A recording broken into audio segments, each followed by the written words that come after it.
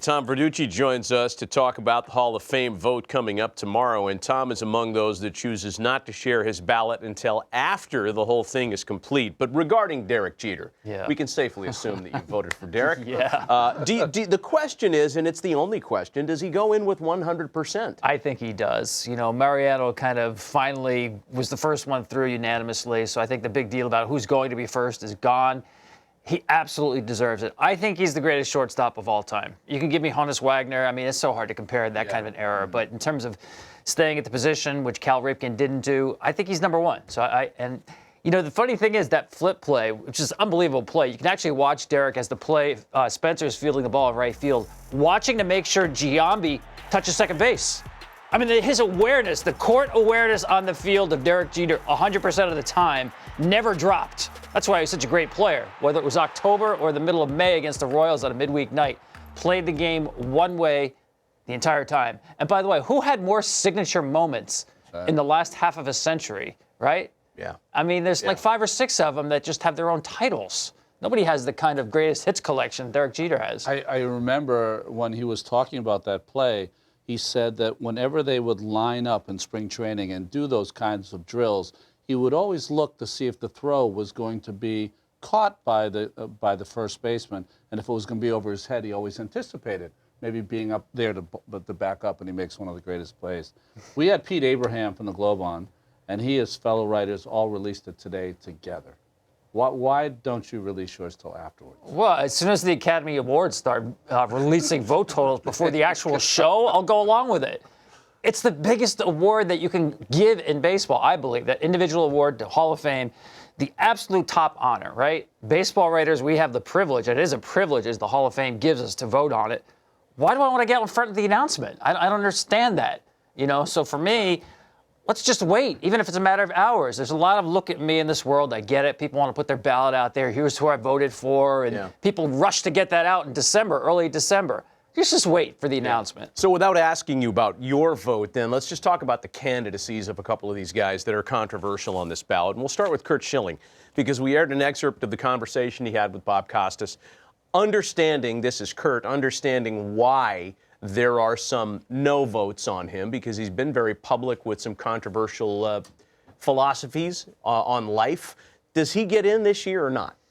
I don't think so. I think he's probably got another couple of years. I think he's still paying the price for some of those comments that you mentioned there. You know, he did go down in his vote total. I think it was his second or third year after some of the more, let's call it, I don't know, insulting comments that he put out there. So there's no question that hurt him on the ballot. But you would think that with Mike Mussina going in, that would help Curt Schilling. I've always said, you look at Curt Schilling, you're looking at Don Drysdale. The numbers are very similar. It took Big D like 8 or 9 ballots to get in. He wasn't a first ballot Hall of Famer. But I would argue, and there's some actually numbers to prove this, that Curt Schilling is the greatest postseason pitcher of all time. When you think about starting pitcher and WPA, win percentage added, Curt Schilling has the highest of all time.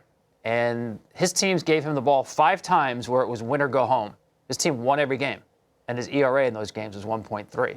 So to pick one guy, if you had to win a game, I know we all love to play that game, and you can't go wrong with Bob Gibson, Sandy Koufax. Right. Statistically, Curt Schilling is in there. A guy changed history.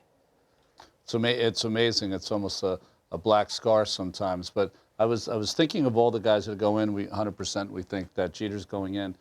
We see a lot of people that Larry Walker is on their list. How do you feel? Yeah, that is a fascinating candidacy, because he actually, a year not too long ago, he was behind Fred McGriff in the balloting. He was like in the 20%. And now he's picked up, I mean, almost doubling the amount in the last 2 years. I think he needs to get a similar bump that he had last year, which was a huge bump. It's hard to do in back-to-back years, but he does have the last year thing working for him, right? We saw that Edgar Martinez, Tim Raines, Jim Rice going back a lot of years, Ralph Kiner. A lot of guys in that last year in the ballot didn't quite work for Jack Morris. He got in Veterans Committee, but I think he's got a real good chance of going in. Now, Larry Walker's candidacy, to me, comes down to how much do you love wins above replacement. You know, if Larry Walker's on the ballot, he's playing a half century ago, he doesn't get in. There's just not the volume there of what he did. He would set the lowest bar in terms of games and hits from any right fielder voted in by the writers for the Hall of Fame. But you look at his WAR, and because of the metrics, the modern metrics, his defense in right field really elevates him. Now, I'm not a huge believer in WAR. WAR tells me that Lou Whitaker was a better player than Reggie Jackson. I'm not buying it. I'm sorry. You give me a number like that. Wow, is that really? Yeah, I'm using that just as a yardstick. I'm not using that as empirical evidence that somebody was better than somebody. You know what? I'm going to enter that into my. things you use. I'm going to put that in my phone as one of the many reasons I detest war. That's a really good one. Well, you know, among those that feel very strongly about Larry Walker as a Hall of Famer is his former teammate Walt Weiss, who we had on the program last week, and he made a really compelling case for Larry Walker. 12th all-time in slugging, ahead of guys like Mays, Mantle, Aaron.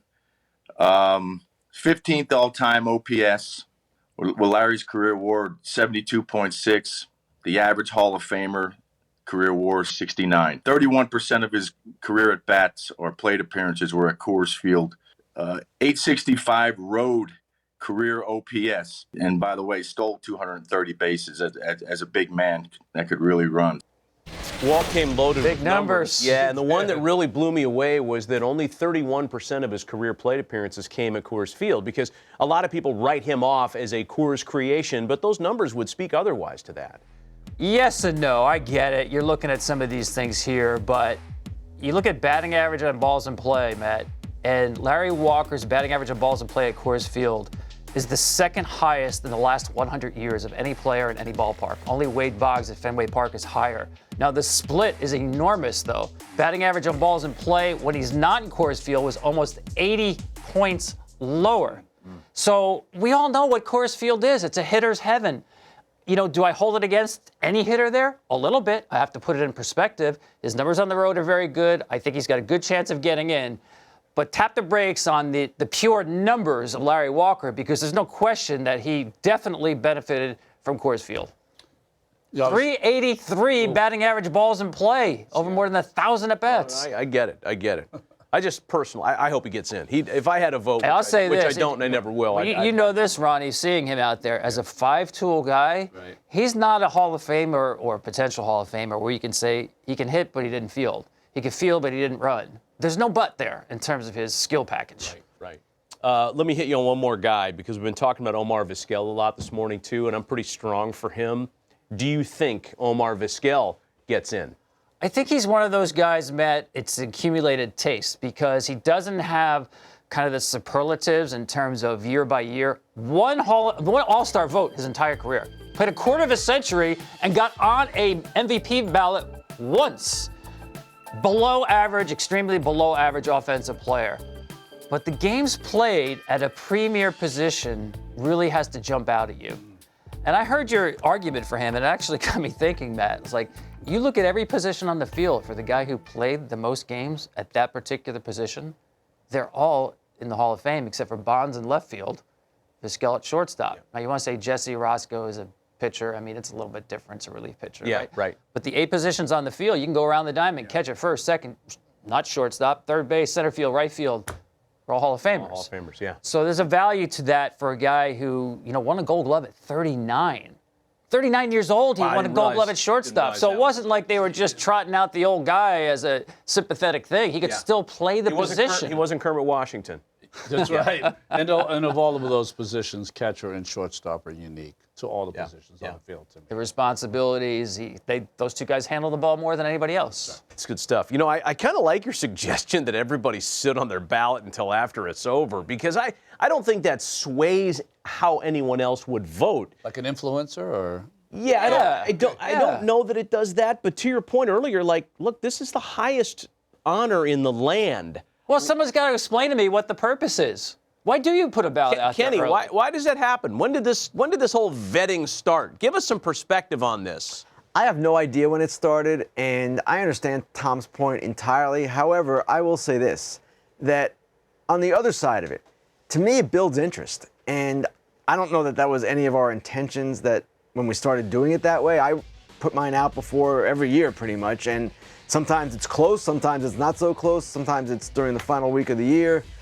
It doesn't really have any pattern with my particular release, I guess if you want to call it that. But this kind of thing, I don't know. I just think it's healthy. It builds interest, and we don't know who's getting in. It's not like the Oscars where we know before. Well, if going by Tom's almost half thing, the we votes would that know. are out there already. Almost. But Tom, half it's the still votes we are- know We don't the do tracker this is not for- always accurate. We know that. Well, we know that, but I mean, we're giving people an idea of who it is, and we I don't don't do think this it's- with the I don't think annual it's that awards. telling. We don't do this with. We're under lock and key when it comes to Cy Young. That's very MVP, true, and it's there's an great when the inconsistency announcement's there. made. No, there's no question about I don't that. think it's our job to promote the Hall of Fame ourselves as baseball writers. They can set whatever rules they want. If they wanted us to say, don't reveal your ballot, they could do that right now if they wanted. Surely they like the interest that it generates. Yeah, maybe. They could. I just don't know that this is a sword worth dying on. It's just, to me, either way is fine with me. And I release them before, I could release it after.